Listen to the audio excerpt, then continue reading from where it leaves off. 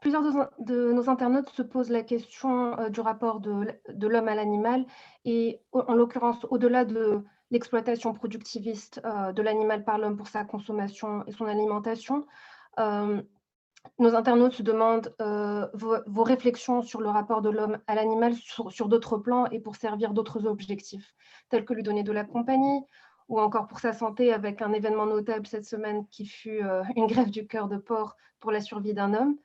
Auriez-vous des réflexions, à ce sujet? Alors dans l'ouvrage, «L'islam et les animaux», c'est un petit bouquin, hein, qui se lit vite.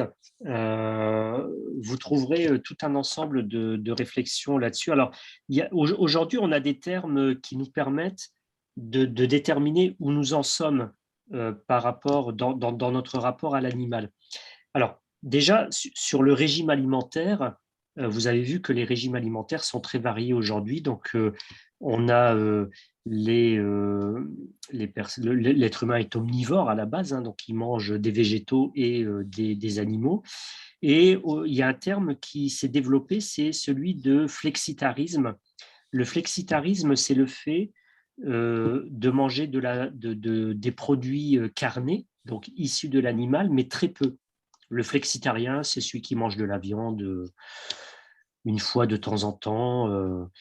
Donc le végétarien, ne mange pas de viande ou ne mange pas de viande et pas de poisson parce qu'il y a différents régimes, végétariens, et il continue à manger d'autres produits issus des animaux, du miel, des œufs, du lait et cetera.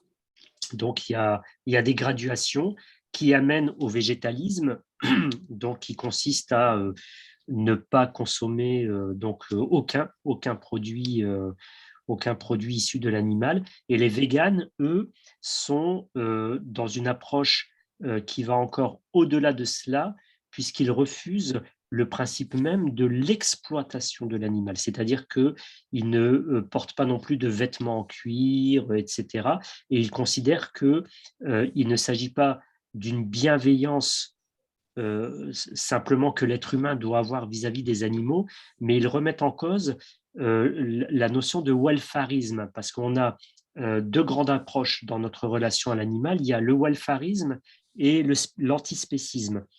Le welfariste, c'est celui qui, est très soucieux du bien-être de l'animal, mais il ne remet pas en cause, la hiérarchie, et la domination de l'être humain sur l'animal. L'antispéciste considère que l'animal, est un être qui est doté d'une personnalité propre, qu'il faut transcrire dans le droit, et il faudrait que les êtres humains cessent d'exploiter les animaux.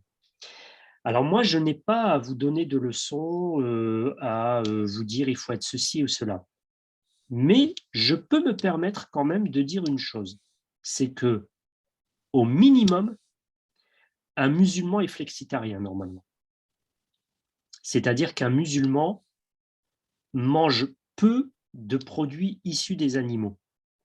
Alors, on a toute une tradition végétarienne, hein, dans le soufisme, en islam. Je ne vais pas m'attarder là-dessus. Et certains, soufis et certains savants, mangeaient de la viande pour garder un apport protéiné, si on peut dire, de protéines animales. Je parle dans le langage moderne, hein, d'aujourd'hui, pour garder une force dans l'adoration. C'est-à-dire que pour eux, consommer des produits animaux permet, une fois par semaine, par exemple, permet de maintenir une vitalité, une vigueur qui va contribuer à, accomplir correctement les rites religieux. Donc il y a toujours une vision sous-jacente. Le problème qui se pose aujourd'hui chez les musulmans, depuis l'avènement de l'ère industrielle, c'est que nous n'avons plus de rapport direct à notre environnement. Sauf quand on va dans un parc, et même quand on va dans un parc, on est face à une nature qui a été recréée. Elle a été refaçonnée par l'être humain.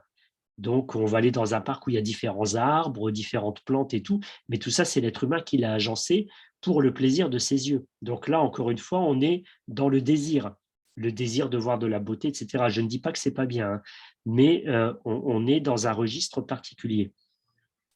Donc, je pense qu'il faudrait être plus proche de la nature et de l'animal, mais dans son environnement.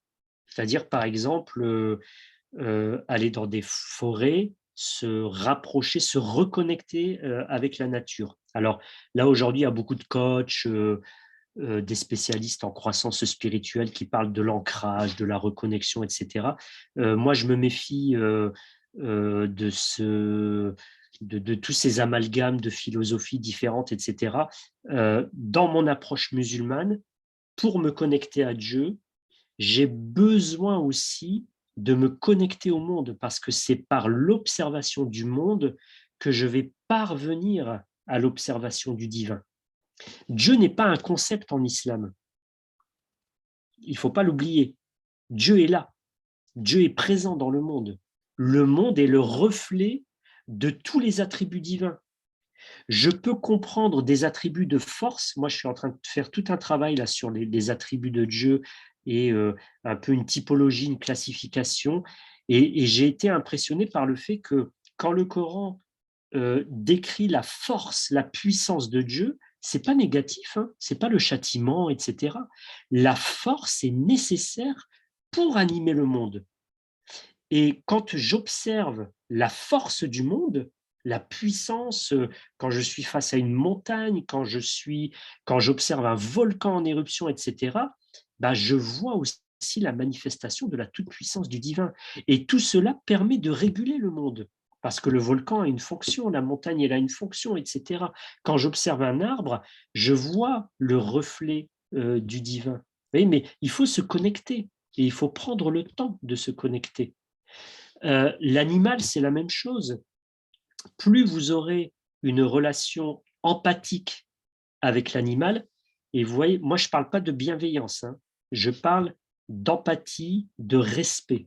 D'accord? L'empathie, c'est la capacité à comprendre ce que ressent une personne.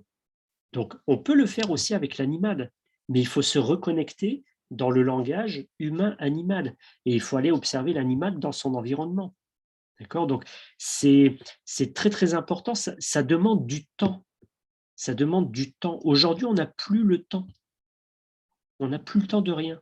Même pour la religion, vous avez remarqué, il faut qu'on écoute. Vous avez remarqué, la plupart des vidéos sur YouTube, Insta, etc., vous avez remarqué que c'est tout le temps saccadé.